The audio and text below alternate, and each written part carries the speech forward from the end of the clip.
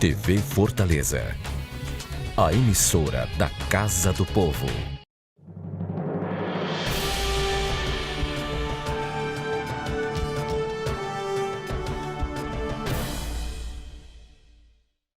Na tradição da política brasileira, historicamente, o Poder Executivo sempre exerceu uma prevalência sobre o Poder Legislativo. Isso ocorre do Presidente da República sobre o Congresso Nacional, os governadores sobre as Assembleias Legislativas e os prefeitos sobre as câmaras municipais. Não à toa, verifica-se a cultura do toma lá, dá cá. Observando a política nacional no atual governo, observa-se, vamos dizer, uma quebra desse paradigma. O atual presidente, pouco apreço pelo Congresso Nacional, diz que não se submete a esse toma lá, dá cá, e o que tem se verificado é que ele manda os projetos de reforma para o Congresso e depois dá as costas e diz publicamente: agora o problema está com o Congresso Nacional e ele tem toda a liberdade para fazer. O pior é observar que o Congresso não está tendo a percepção e a sensibilidade de avocar para si a liderança e promover essas reformas dentro das expectativas da sociedade brasileira. É para discutirmos estes e outros aspectos dessa questão da nossa política nacional e também local que nós estamos iniciando mais uma edição do programa Observatório pela TV Fortaleza, canal 6 da Multiplay e 61.4 digital. E para abordarmos estes assuntos, nós temos hoje dois integrantes da nossa bancada de debatedores, os mais indicados para analisarmos. De um lado, nós temos o doutor em Sociologia, o professor Clésio Arruda, que ajuda constantemente a refletirmos aqui sobre os temas colocados, e também o doutor em Ciência Política, procurador do município do estado do Ceará, da cidade de Fortaleza, o professor Rômulo Leitão. Eu sou Arnaldo Santos, peço a você, assinante, apenas um minuto para um rápido intervalo e já voltamos com o Observatório.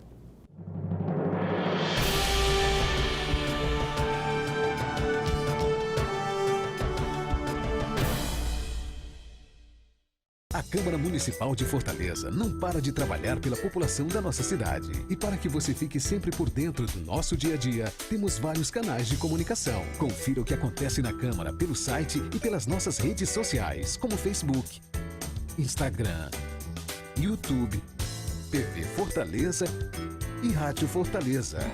Acesse, comente, assista, participe. A casa é sua também. Câmara e você, juntos construindo uma Fortaleza melhor.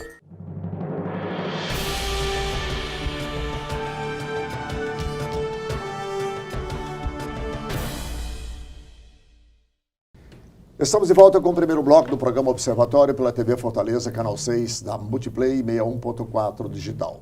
Hoje temos aqui as participações dos nossos debatedores, os professores Clésio Arruda e Rômulo Leitão, e vamos discutir o assunto, o tema do nosso editorial de abertura, que é sobre essa relação do atual presidente da República com o Congresso Nacional. Como eu disse, é da tradição da política malsã praticada no Brasil o chamado toma lá da cá, o balcão de negócio, onde o presidente sempre teve um predomínio, digamos assim, e sempre com muita facilidade aprovou aquilo que lhe propunha. Isso não necessariamente significa aprovar algo reclamado pelo país, mas o fato é que foi assim. O atual presidente tem um comportamento diferente avesso. Primeiro, na fase ainda de transição, ele resolveu negociar não com os partidos, e sim com as bancadas. E depois, ele, como que sem querer percorrer o caminho da volta, ele resolveu simplesmente dar as costas para o Congresso sempre que envia qualquer medida de reforma, como tem ocorrido, como ocorreu com a reforma da Previdência, por exemplo. Doutor Rômulo Leitão, qual é a sua perspectiva? O que isto significa no atual momento político brasileiro? Porque desvalorizar o Congresso Nacional, simbolicamente também, significa revelar pouco apreço pela democracia, né? Por outro lado, no caso específico pela tradição da política brasileira, significa também não sucumbir ao que se conhece como chantagem, né, dos vários partidos, das várias bancadas que tradicionalmente se atribui àqueles que integram o Congresso Nacional. Bom, Arnaldo, professor Clésio, a gente tem que fazer, eu vou tentar fazer uma análise, primeiramente, mais histórica, e depois entrar no assunto propriamente governo Bolsonaro. Fique à vontade. O nosso sistema é presidencialista. Nós temos um sistema presidencialista, ao contrário da Europa, que tem um sistema parlamentarista. Não com isso que o parlamento não tenha capacidade de atuação, mas a gente tem um modelo constitucional em que o poder de agenda é do presidente, do governador e do prefeito. O que é que significa o poder de agenda? Se a gente pegar o texto da Constituição, a maioria esmagadora dos projetos de lei tem que partir do Executivo. O Poder Legislativo ele pode fazer emendas, modificar os projetos de lei, mas a iniciativa é do Poder Executivo, seja o prefeito, o governador ou o presidente da República. Principalmente na área econômica-financeira. Que gere custos, que gere gastos, que gere despesa. Né? Então, essa é uma questão. O parlamento ainda tem a função de fiscalizar e de aprovar a conta e aprovar o orçamento, que é a principal peça legislativa do ano, né? Todo ano, LDO, etc. Mas a centralização do poder de agenda é no Executivo.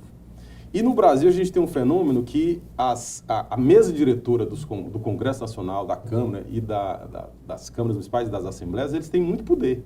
Porque o presidente tem o poder de pautar. Então, qual o sistema que a gente tem? Um presidente, vamos falar só do nível federal, que se aplica aos outros níveis. Um presidente com poder de agenda, decidindo o que é que vai e o que é que não vai, como vai e quando vai. E uma mesa diretora que decide quando pauta. E se pauta. E se pauta. Então, esse é o nosso modelo. O presidencialismo de coalizão, ou de cooptação, como alguns falam, parte do pressuposto que os projetos de lei do Executivo vão ser votados lá e tem que ter maioria. A maioria, no mínimo, maioria simples. Então, a necessidade de ter uma base se justifica porque a gente tem, além desse modelo, um multipartidarismo, um pluripartidarismo. Nenhum partido consegue chegar a mais de 15% dos votos da Câmara. Então, há necessidade de fazer coligações, fazer coalizões, que esse é o nosso modelo. Presidencialista, presidente centralizando o poder de agenda, a Casa Legislativa com capacidade, a mesa com capacidade de pautar ou não, muitos partidos, necessidade de acordo. O seu raciocínio só reforça a necessidade de ter um presidente em diálogo permanente com o Congresso Nacional. E esse faz o contrário. Bom, por dois motivos Pois na minha percepção. Antes de você colocar esses dois motivos, deixa eu colocar o professor Clésio aqui na discussão, nessa primeira perspectiva, que aparentemente aí existe uma contradição. O professor Rômulo descreveu muito bem, digamos assim, a forma como o Estado brasileiro está organizado, sob o ponto de vista político, que eu disse na conclusão, que só reforça a necessidade de um presidente ter cada vez mais interação com o Congresso. Esse faz o contrário, vira as costas, expõe o Congresso Nacional, e aí eu sinto a lacuna de que o Congresso não está tendo a sensibilidade e a percepção necessárias a liderar, digamos, esse movimento, ainda que a agenda venha de lá. Arnaldo, prazer estar de volta aqui no debate. O professor Rômulo já deixou muito claro aqui, por exemplo, o funcionamento do sistema político brasileiro, de forma muito didática. Definiu aqui os papéis do Executivo, do Legislativo, isso, acho que deixou isso muito claro. E nessa fala, o que fica posto é a necessidade de negociação, que é a base da política. E embora a gente esteja falando do Executivo, o Executivo que propõe a agenda, mas a gente está diante de alguém que representa interesses políticos de uma maioria que foi legitimamente eleito, e que tem que aprovar isso a partir dessa negociação, o que fortalece. Porque o que a gente também tem na Assembleia são tendências políticas, como colocado, de um multipartidarismo que vai representar desde minorias a grupos que também não representam muita coisa, não sei, interesses particulares que também temos que reconhecer. Mas essa miscelânea toda, ela, de certa forma, às vezes, tirando o toma lá da cá, quer dizer, a troca por questões privadas e particulares, se a gente abstrai isso e pensa na negociação, quer dizer, isso é algo que resulta de um bem para a sociedade, porque a gente tem um projeto que é depurado dentro do Congresso, que precisa ser triturado, mastigado, remoído, e que isso fortalece as decisões que vêm do próprio Executivo. Se a gente tem esse funcionamento no seu sentido teórico, abstrato, né, essa proposta de agenda ela tende a se fortalecer. Então a negociação ela não é ruim, em princípio, né? E o funcionamento do legislativo, inclusive se colocando contrário, né, apontando problemas e dificuldades, ele vem trazer, né, um benefício para o todo. Aliás, essa negociação ela não é apenas ruim, como ela é necessária. O que não é necessariamente é que essa negociação, que esse diálogo se dê fundado em interesses menores, né? Então é aí, professor Romulo, que eu volto àquela sua então, fala. Continuando aqui o fio que o Clésio falou, o que é que você tem? Primeiro, entre o que o presidente está fazendo e o toma lá absurdo, existe várias hipóteses, vários estágios. É muito fácil você dizer, olha, eu vou... respondendo, concluindo aquela fala que tem a ver com isso, é o seguinte, a gente vive nos últimos anos um momento de demonização da política. Então, o Bolsonaro foi eleito com a demonização da política. Não vou fazer nada do que está aí. Ele conseguiu, milagre da política, aparecer como outsider. Quando ele está há 27 anos no governo, no Congresso, filho vereador, filho deputado, filho senador, com todas as práticas, como você diz, malsãs da política, de rachadinha, tudo. Ele conseguiu, em parte por causa do antipetismo, ele conseguiu se mostrar como novo. Primeiro, ele utilizou essa estratégia como uma estratégia política eleitoral de moralização, que a gente sabe que era fake news. E a segunda, ele tem uma absoluta, congênita incapacidade de negociar. Ele passou 4, 5, 6 mandatos no Congresso e foi candidato a presidente, teve 3 votos. O Bolsonaro foi candidato a presidente da Câmara, teve 3 votos. Ele e mais 2, que eu não me lembro quais foram os 2 outros, os 2 parlamentares. Então ele tem uma incapacidade inata de negociar. Ele não vem para negociar, ele vem para romper com aquele discurso, que eu acredito que seja sincero, ele não tem capacidade nem de emular uma sujeição ou algum comportamento, ele é aquilo mesmo, né? A gente já falou várias vezes. Então você tem um impasse. Por quê? Ele coloca para o Congresso. Aí eu ouso dissentir de alguma conclusão do Arnaldo, que é o seguinte, eu não acho que a sociedade vá colocar a culpa no Congresso. O Congresso não tem como cair mais do que já, em termos de percepção. Não tem como cair. Está no volume morto. Está no volume morto. Está na parte de baixo do volume. Tradicionalmente, o Congresso tem uma receptividade baixíssima, os congressos, os legislativos. Se você pegar pesquisa de opinião, você bota bombeiros, né? Igreja, aí vai descendo, né? O judiciário está muito ruim, executivo, e lá embaixo... Então, essa questão eu não vejo assim. O que o povo vai ver nessa eleição que vem municipal e numa eventual eleição presidencial é que o preço da carne moída dobrou. Eu compro carne moída lá para minha casa, dobrou o preço. E isso aí é isso é um fator que ninguém vai botar a culpa no Alcolumbre. Quem é Alcolumbre? Quem é Rodrigo Maia? Vai botar a culpa no presidente. Mesmo que não seja essa entidade etérea, a culpa é do governo. Então não vota. Isso é uma questão que eu acho que vai reverberar nisso. Ele não está entendendo que você fazer um plano mirabolante, o ministro Guedes dizer o que é que tem que fazer, bravata, se não tiver capacidade política de atuar, capacidade política de traduzir isso em regras de comportamento e melhorar o governo, ele não tem como virar as costas para o Congresso. O Congresso não vai sair dessa mais chamuscado. Quem vai sair é o Executivo. E tem uma outra questão. O Legislativo, apesar de ter a capacidade de decidir quando vai ser pautada alguma agenda do presidente, ele não vai executar. Quem executa, quem faz a obra, quem faz a licitação, quem faz o posto, quem faz a hidrelétrica é o Poder Executivo. Sim. Se ele abdicar disso, porque mandou o projeto, não foi aprovado e o déficit continua subindo, eleitoralmente isso não existe, não tem relevância alguma. Eu queria trazer aqui, dentro dessa discussão, o Romulo coloca uma coisa lá no início da fala, que é uma negação da política. Essa é a ação. Isso, né? Desprezo pela democracia. Isso, né? Só que aí está uma questão que é complicada na origem, né? que é a essência da política. Quer dizer, o entrar na política, seja um indivíduo, seja um partido, é uma tentativa de transformação do que é. Então, você trabalha na política agindo agora para o futuro. Então, você entra na política com uma tentativa de mudança do real. Qual é o teu plano de governo? Isso é alterar as condições do momento do aqui e agora, pensando no futuro. Ora, para que isso aconteça, precisam as ações do Estado. São ações que são as proposições que vêm das secretarias, que pode ser econômica, pode ser da saúde, da educação. Quer dizer, o fazer isso é necessário você disputar a política, né? Ou seja, você ter capacidade de fazer acontecer. E fazer acontecer envolve tudo isso, né? Envolve a capacidade de trazer técnicos que possam elaborar, e aí precisa negociação. Eu estou preocupado aqui, na fala do Rômulo, que é fato, a gente tem alguém com uma origem que não negocia. Quer dizer, é uma capacidade inata de negociação, uma incapacidade inata de negociação. E para fazer política, você precisa negociar para todos os lados, né? Você negocia com a sua equipe para que ela elabore proposta. Você, com a proposta na mão, você negocia para aprovação no Congresso. E depois a própria negociação para a execução.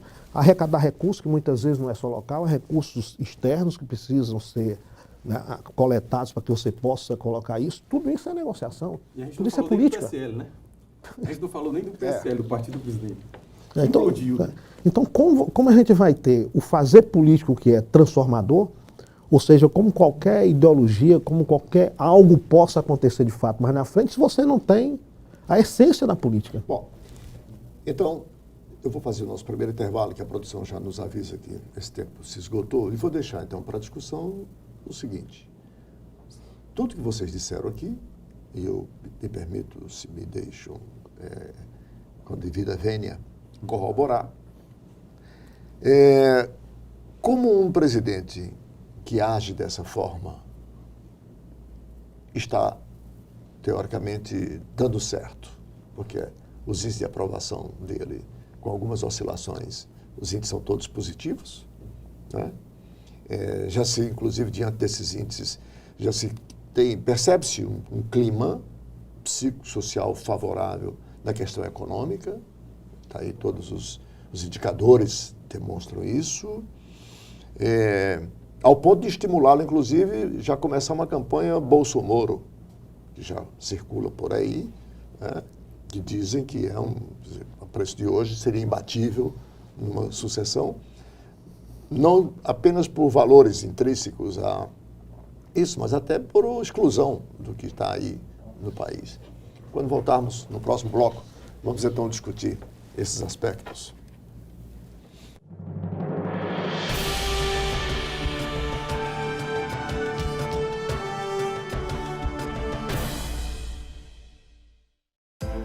A Prefeitura investe no transporte público para melhorar a vida das famílias em Fortaleza. Criou o Bilhetinho, passagem gratuita para crianças de até 7 anos. A Prefeitura amplia a frota de ônibus com ar-condicionado. Bicicletar com bicicletas mais adequadas para as mulheres. E mais ciclofaixas facilitando a mobilidade em Fortaleza. Prefeitura e você, uma Fortaleza melhor, é a gente que faz. A Câmara Municipal de Fortaleza não para de trabalhar pela população da nossa cidade. E para que você fique sempre por dentro do nosso dia a dia, temos vários canais de comunicação. Confira o que acontece na Câmara pelo site e pelas nossas redes sociais, como Facebook, Instagram, YouTube, TV Fortaleza e Rádio Fortaleza. Acesse, comente, assista, participe. A casa é sua também. Câmara e você, juntos construindo uma Fortaleza melhor. Quando fiquei sabendo que tinha tuberculose, imaginei, é o fim. Mas logo descobri, tuberculose tem cura. Se parar o tratamento, a doença pode voltar, mais forte. Família, amigos, profissionais de saúde, todos juntos contra a tuberculose. É bom saber que eu não estou sozinho. Em caso de tosse por mais de 3 semanas, procure uma unidade de saúde. Pode ser tuberculose e o tratamento precisa ser feito até o fim.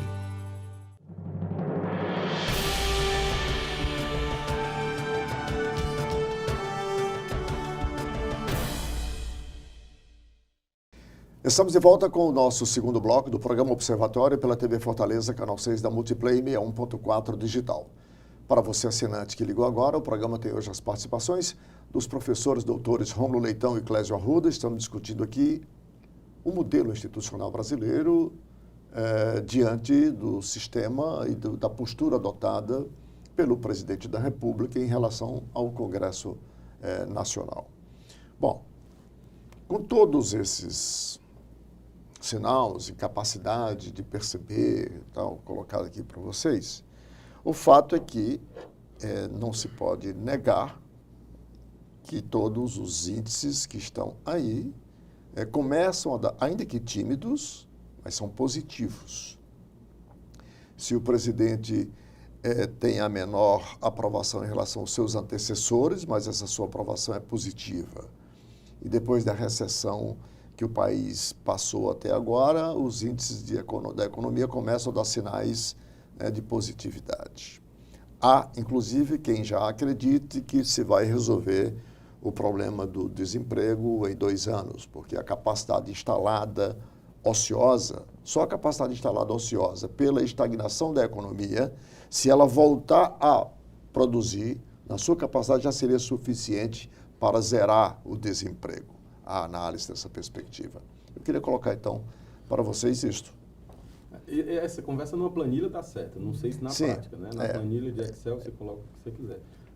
Em relação à aprovação dele, é o pior presidente desde dessa nova república que acabou e agora, em termos de índice, é o pior presidente no primeiro ano de mandato. Houve despencou de 68% para valores de bom e ódio para menos de 30%. Então, acredito que a expectativa dos observadores é que seria pior ainda. Então, eu não acho que seja positivo. Eu acho que é menos ruim do que se imaginava que ficaria. Na economia, você vê alguma melhora, mas um desemprego de 12 milhões de pessoas não tem como você manter. Você não consegue nem ter inflação com um desemprego dessa magnitude. Então, eu não vejo, eu não diria positiva a expectativa das pesquisas em relação ao primeiro ano. Eu acho que são menos ruins do que se imaginava, mas não vejo como positivo. Ele é pior do que a Dilma no segundo mandato, pior do que Lula, FHC. Se você pegar o quadro dessas folha aí que coloca, você vê lá a queda da popularidade, a ponto de um ministro da Justiça ter mais popularidade que ele, que é uma situação absolutamente esdrúxula, um assessor do presidente ter mais, como o ex-juiz Sérgio Moro, tem mais popularidade do que o presidente da República. Isso cria, para uma pessoa que não tem capacidade de deglutir, de fazer política como presidente, isso deve ser uma coisa terrível. Ele recebeu uma pesquisa dizendo que o assessor, o ministro da Justiça, tem mais popularidade que ele. Tanto que já descartou-se até ir para o Supremo, já tem outros nomes que ele está imaginando. Agora, eu acho que a prova de fogo, para responder essa sua pergunta agora objetivamente, são as eleições. Ou seja, a eleição é a melhor pesquisa que tem, é a eleição. A municipal agora. A municipal agora, que ele vai tentar fazer um partido para concorrer. Há uma dificuldade em relação às assinaturas, já se sinaliza que a assinatura eletrônica é possível se utilizar, já tem... o Tribunal Superior Eleitoral já sinalizou. Admitiu, né? Então, o teste é esse, um partido, ele vai fundar um partido do nada, tem agora 3 meses para fundar esse partido, ser aprovado para concorrer agora em abril, e esse vai ser o grande teste, o teste de popularidade, vamos chamar assim, que vai depender dessas eleições, os outros 2 anos do mandato do presidencial vai depender disso. Então, eu vejo dessa forma, está menos ruim a popularidade do que se imaginava, mas não vejo como positiva o atual estágio do presidente em relação à população. Olha, eu vou aqui me alinhar àqueles que apostavam no pior, certo? Sim. E vou ser bem claro com relação a isso, né? Pelo próprio desempenho do presidente que foi eleito, né? Eu fazer aqui uma comparação com aquilo que a maior parte da população conhece, né? Embora a gente tenha muito analfabeto, mas a quase universalização da educação fez com que todos nós conhecêssemos sala de aula, né? E a gente, né, antigamente tinha um tal dos grêmios, né, de disputa das escolas e tal. É como se tivesse chegado ao poder um representante daquele que a gente chama o grupo que fica lá no fundão. Né? A sala de aula, mais ou menos, se compara com a política, você tem aqueles que são mais aplicados, que são transformadores, que participam, que tocam a coisa. Né? Tem os esforçados que se alinham e que acompanham, né? E tem aqueles que estão lá, né? Interesses particulares. Né? E aí a gente chegou esse grupo, né? O baixo clero, como se chama na política, né? Ele chegou e foi para a linha de frente. Então não havia muita expectativa de que fosse um governo que fosse capaz de ser um governo transformador, né? Bom, e não foi muito contrário dessa expectativa. O que me chama a atenção é que, às vezes, a gente ainda vê analistas econômicos apontando com perspectivas futuras, né, com um certo otimismo. Bom, se a gente olhar hoje uma economia globalizada, que você não faz economia se você não tiver relações internacionais saudáveis para receber investimentos, principalmente investimento direto, né, para credibilidade, para participar dos fundos públicos internacionais, para captar recursos, para realizar investimento, porque sem dinheiro você não faz nada.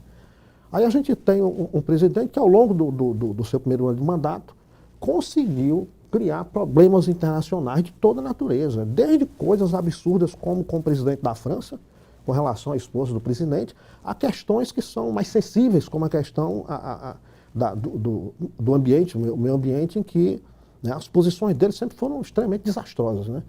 Quer dizer, como a gente vai pensar aí no futuro de tranquilidade política, né, e um cenário que possa ser atrativo para investimentos econômicos? Eu acho... Se bem que na última semana, a indicação é provável, ida do Brasil para a OCDE, com o aval dos Estados Unidos, que deu porque a Argentina elegeu um candidato de centro-esquerda.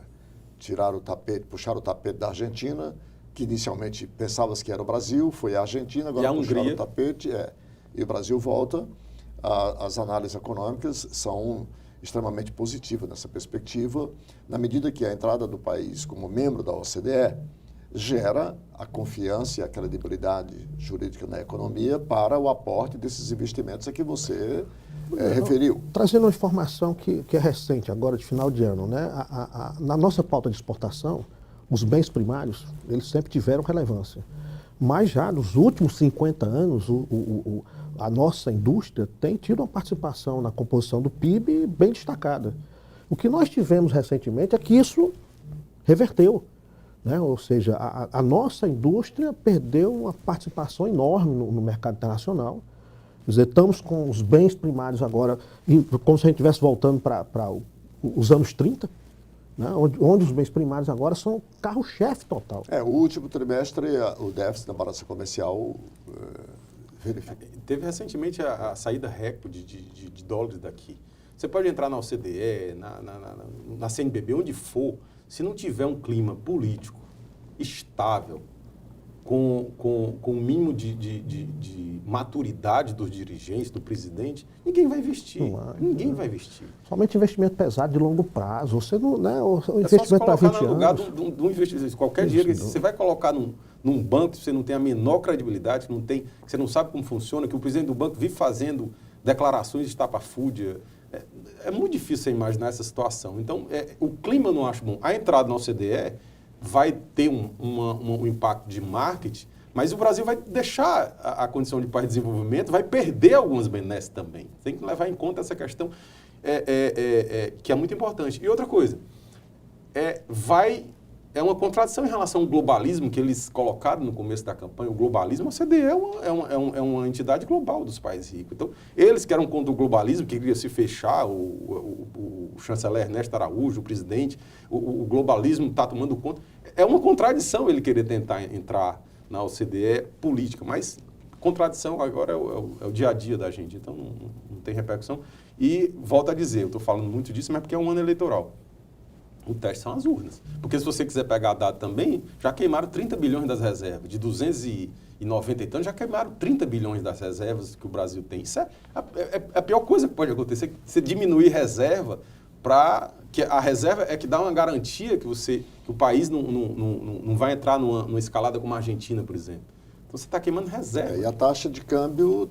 o dólar lá em cima. Tá lá em cima, né? Então, eu acho estranho ainda ter esse percentual aí com essa condição econômica deteriorada que tem e a incapacidade de fazer reformas, né? A incapacidade de fazer reforma tributária, administrativa, a reforma que passou, a reforma na Previdência, foi a reforma do Rodrigo Maia. Que ele tem sorte do Rodrigo Maia ser um liberal, no ponto de vista econômico, não do ponto de vista... do ponto de vista econômico, é um deputado com um viés liberal, declaradamente liberal. eles... E você tem duas reformas aí para ser discutida ainda esse ano, especialmente até o primeiro semestre, antes das eleições, que a reforma tributária e o Pacto Federativo. E o Pacto Federativo, que do meu ponto de vista tem sido encarado de uma forma reducionista quando olha-se apenas pelo lado da distribuição dos tributos, na forma de arrecadação. Quando, na verdade, o Pacto Federativo tem algo muito mais substantivo, que seria devolver para as casas legislativas as competências que precisam, né, para poder legislar melhor. Né? O Congresso Nacional, certamente, se tivesse essas competências que uma federação, no sentido teórico da palavra, significa, certamente talvez tivesse assumido esse protagonismo a que nos referimos no início do programa. Né? Porque você não pode, por exemplo, se temos hoje o déficit fiscal e tributário que temos, e só 4 unidades subnacionais estão saudáveis, né? As outras 23 estão todas, quer dizer, quebradas ou penduradas, como você imaginar que as casas legislativas não possam promover as reformas fiscal e tributária necessárias para equacionar suas finanças? Não pode. E é o Pacto Federativo que poderá ou não devolver tais competências. Né? E com essa forma de agir em relação ao Congresso Nacional, qual é a sua expectativa? Consegue-se aprovar reformas tão importantes, tão sensíveis como essa? Notadamente a tributária, onde o poder do capital, esse sim, tem uma prevalência, uma influência muito grande sobre os deputados e senadores. Olha, tá, assim, Revira as Fiesp da vida. Virou algo, né, complicado, sim. A gente tem, por exemplo, a reforma que se colocava, que seria muito mais ampla com relação ao serviço público, né? Parece que estagnou, fica onde está, o que já foi feito, né? Eu acredito que, lembrando aqui o Romulo, as eleições que se avizinham, já entramos no ano eleitoral, os problemas, né, a gente já é uma sociedade urbana já de muito tempo, e os problemas urbanos, passam a ter peso cada vez maior, na decisão, inclusive, dos interesses para se eleger um presidente da República. Então, acho que a gente vai ter agora uma disputa pelas cidades importantes, eu não vou dizer só as capitais, mas as grandes cidades, né, para ocupar, criar já-se o palanque, né, para as próximas eleições. E eu não acredito que a gente vá entrar em temas muito conflituosos, né, onde os interesses eles vão estar... Sim, muitos dos deputados hoje são candidatos a prefeito em suas capitais ou grandes cidades, e os que não são têm todo o interesse particular, digamos assim, partidário, em que isso acaba sendo realmente sensível a contrariar interesses, né, nas suas bases eleitorais. Isso é uma realidade, isso não precisa ser cientista político para entender. Quando eu estou colocando hoje, os problemas que afetam os indivíduos, né, mais do que a questão, por exemplo, da seca, então, um caso nordestino, né, a questão do transporte, deslocamento na cidade, isso tem um efeito enorme na decisão do eleitor. E aí não é só para a eleição do vereador e do prefeito, é do governador, é do presidente. Os problemas eles estão se transformando em problemas urbanos. No imediato, mais sensível ainda, porque são os prefeitos. É onde está, digamos, a primeira instância de poder, a primeira relação entre a sociedade e o poder, está exatamente aqui no município. Eu vou fazer o nosso intervalo, e já que vocês trouxeram aqui o assunto da Associação Municipal como um grande teste para se saber efetivamente se o presidente tem ou não liderança a partir das eleições dos 5.700 e não sei quantos municípios. Eu quero trazer, portanto, no próximo bloco, a sucessão municipal em Fortaleza, né? Que já se começa a desenhar, né, a partir do que está posto aí. Um instante só e a gente volta.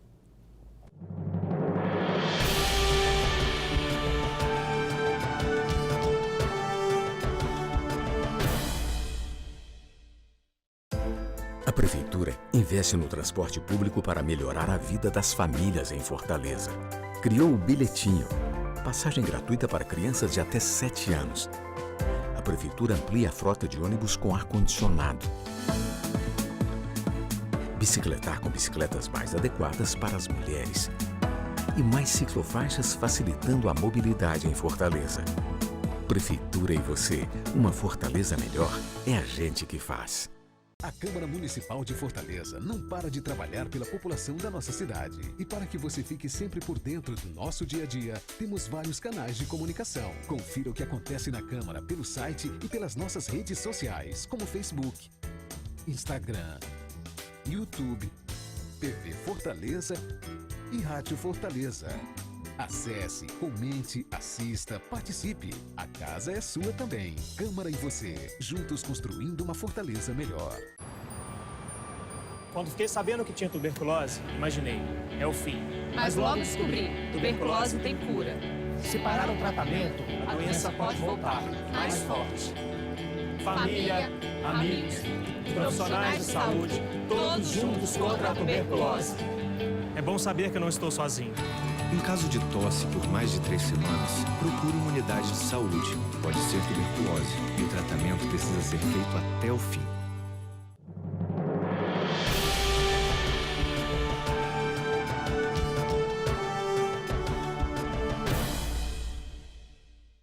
Estamos de volta com o terceiro e último bloco do programa Observatório pela TV Fortaleza, canal 6 da Multiplay 61.4 digital, hoje com as participações dos nossos professores debatedores, Clésio Arruda e Rômulo Leitão.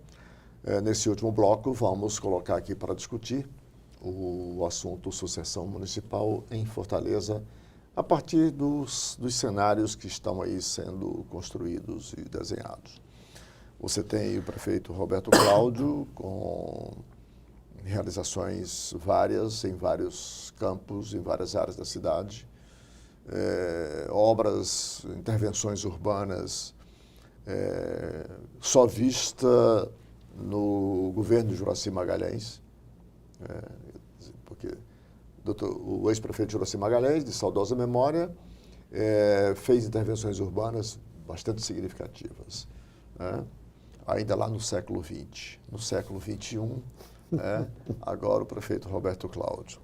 Mas o cenário político eleitoral, ele não deixa de ser preocupante na medida que você tem pessoas aí com capital eleitoral provado na cidade, muito significativo, e não se vê do lado do prefeito, por exemplo, os nomes com essa mesma capacidade para esse embate, exceto, e aí se fala muito, no senador Cid Gomes, que, por sinal, está licenciado para a organização do partido, e isso tem um simbolismo aí, que se não teve. Eu queria colocar, portanto, esse tema aqui, porque no cenário colocado você tem agora, por exemplo, um dos prováveis candidatos, o capitão Wagner, que detém um capital eleitoral na cidade muito grande, provado nas 2 últimas eleições. Aliou-se agora à Igreja Universal, está no mesmo partido. Nem precisa se dizer que o presidente Bolsonaro também está alinhado com essa mesma igreja e, portanto, esse mesmo partido. Então, você tem aí cenários que vão exigir, obviamente, um pouco mais de cuidado e sensibilidade. Sem esquecer que a sucessão municipal em Fortaleza era decisiva para a sucessão estadual daqui a 2 anos. Quero colocar isso, começando de você, Clésio. Olha, retomar aqui as intervenções urbanas do saudoso prefeito nosso, como é que você falou? Juracy O Magalhães. Juracy, que conseguiu eleger o Cambraia, que era um burocrata, alguém fora da política.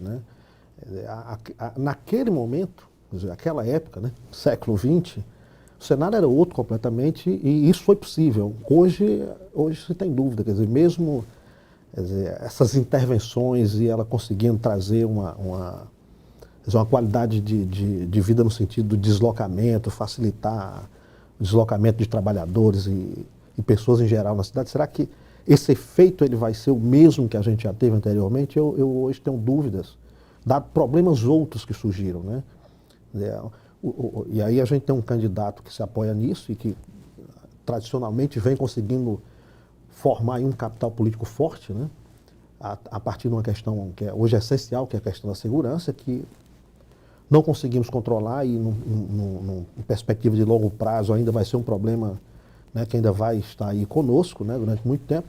Então, eu acredito que diante dessa turbulência política que a gente está vivendo, a polarização política, uma perda de capacidade de partidos tradicionais, de densidade eleitoral, como o próprio PSDB, né, que praticamente minguou, mas o PMDB também, que perdeu nas últimas eleições lideranças de muito destaque, não conseguiu trazer, né, inclusive senadores que, a partir aqui do Ceará, conseguia ter um domínio político nacional.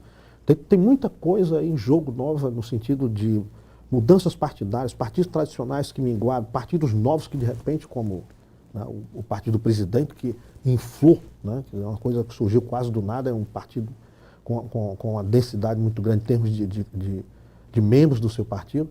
Né. Eu acredito que a gente vai ter, não só aqui para Fortaleza, né, mas eu estenderia isso aqui já para a região metropolitana de Fortaleza, que a disputa não vai ser só localizada aqui, né, ela vai se dar nesse todo, até porque os problemas são muito homogêneos, né, então acho que a gente vai ter aí uma articulação nesse sentido, mas eu aposto mais numa pulverização de candidatos. Você tem um cenário provável aí, professor Rômulo? Não. Deixa eu dar aqui um cenário provável de candidatos, pelo menos. Não, eu entendi. É porque o que eu estava pensando era exatamente isso, não. A gente está discutindo agora em janeiro e nem os principais atores têm ideia do que vai ser. A gente está numa fase de colocar, eles estão numa fase de colocar as pedras no tabuleiro para saber para onde vão essas pedras. Então, você está colocando uma alternativa aqui, esse aqui pode vir de lá para cá que tem mandato e ajudar aqui. Ou seja, as coligações vai ser segundo turno, com certeza, como vai ser pulverizado, vão ser muitos candidatos. Você tem um candidato que é o Célio de Castro, que eu vi que se lançou, que é o deputado federal com uma carrada de votos, que pega um segmento muito parecido com o dos evangélicos, muito fechado, né? Ele tem um voto muito fechado.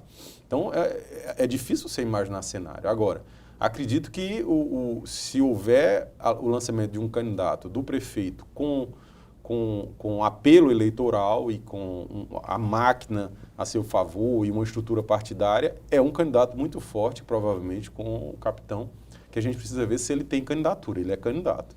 Tem que ver se a candidatura dele é capaz de mobilizar mais partidos, mais candidatos. Acho que a questão da internet vai ser muito importante nessa eleição, ou seja, espera-se que seja pela primeira vez com alguma controle, alguma regulação do TSE, a utilização da internet, que foi absolutamente fraca a atuação do TSE naquela eleição. Eles foram para Facebook, para esquecer o WhatsApp, não tinha nenhuma agenda nesse WhatsApp, então acredito que vai haver isso nessa questão.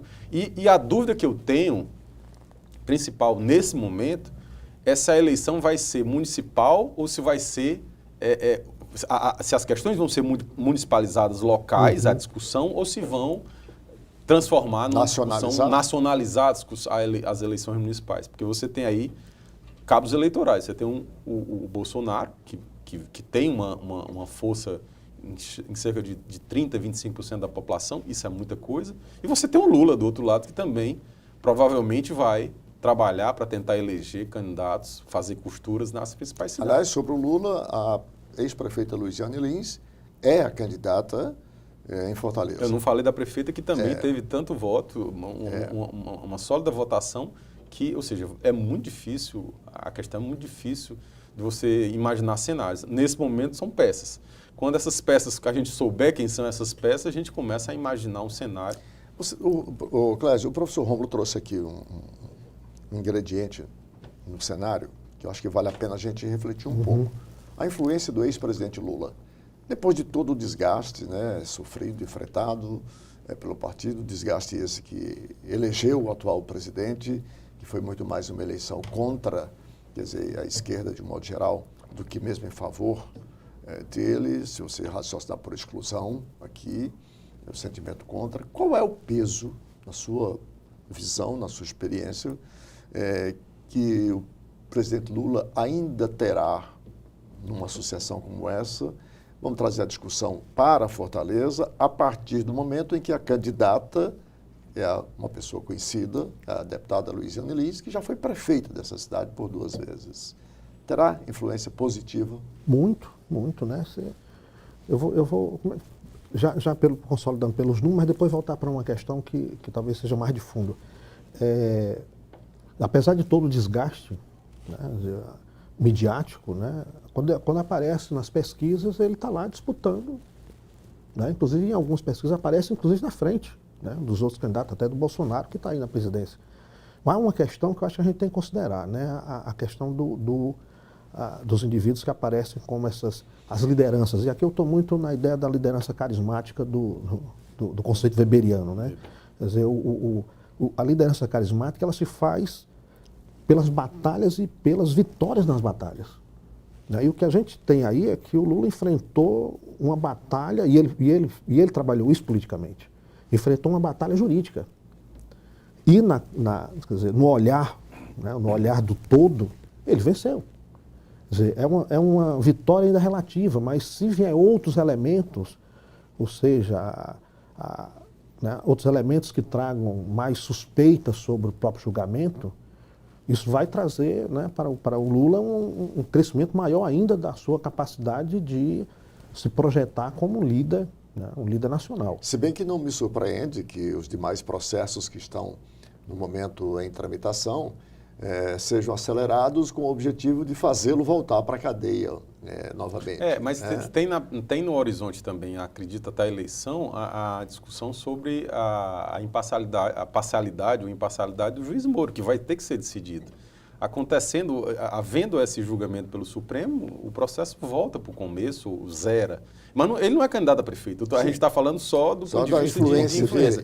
E como eu estava falando, eu falei aqui, Bolsonaro e Lula, que eles com certeza vão, uma cidade dessa, como Fortaleza, com a importância de Fortaleza, com certeza eles vão participar. Então, acaba nacionalizando a discussão novamente nessa eleição. Isso não é a primeira vez que vai acontecer. Tem outro aspecto, Arnaldo, que eu queria só colocar, é que é uma eleição, principalmente onde a gente está aqui, é a primeira eleição de muitas décadas que não vai ser possível a coligação proporcional. Sim. Então, cada partido vai ter que lançar os seus 65 candidatos e não vai ser possível fazer as grandes coligações. Então, é um teste também para a gente saber como é que vai...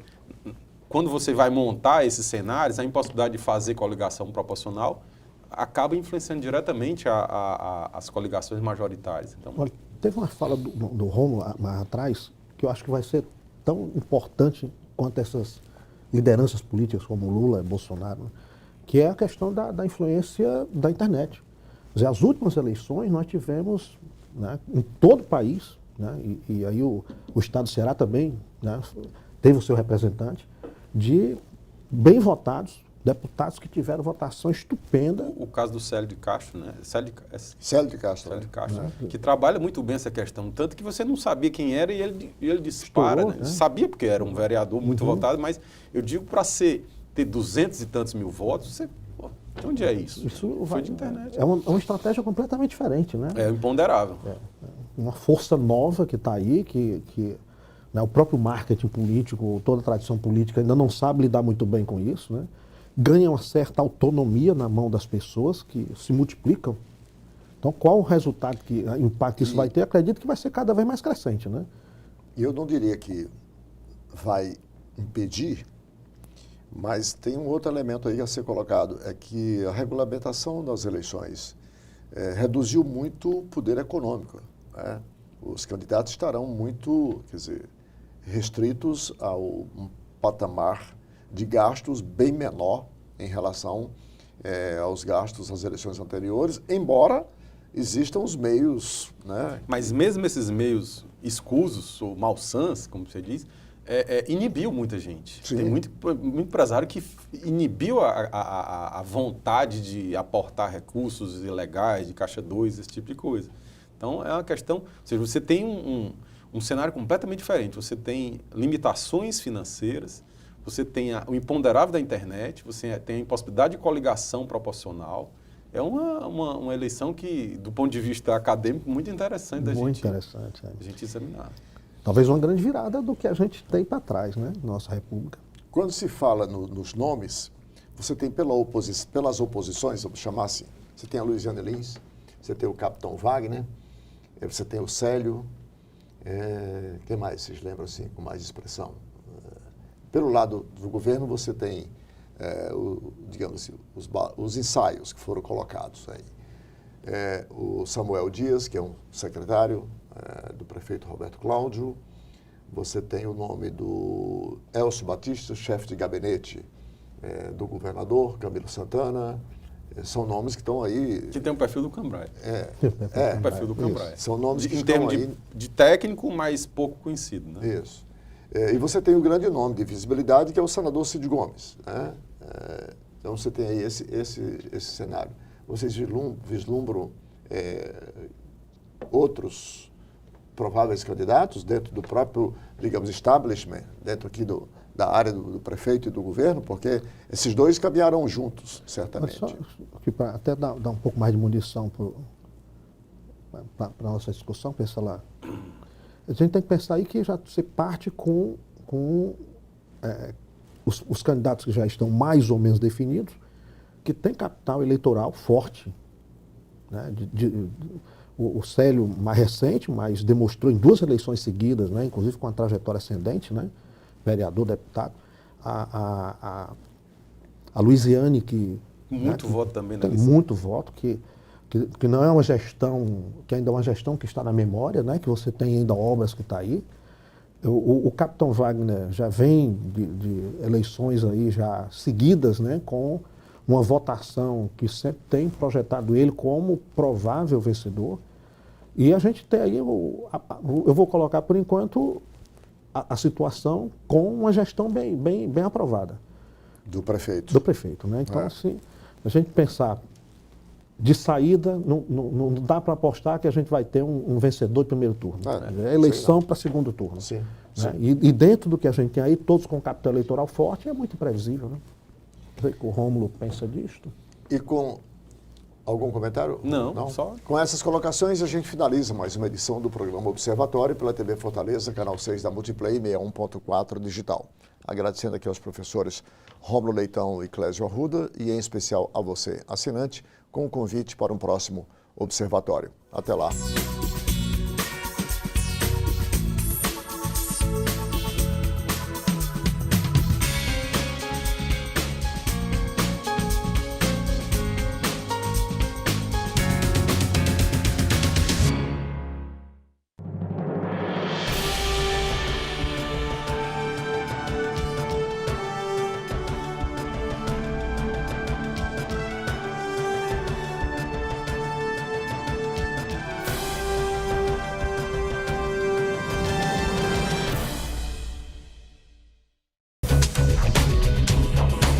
TV Fortaleza, a emissora da Casa do Povo.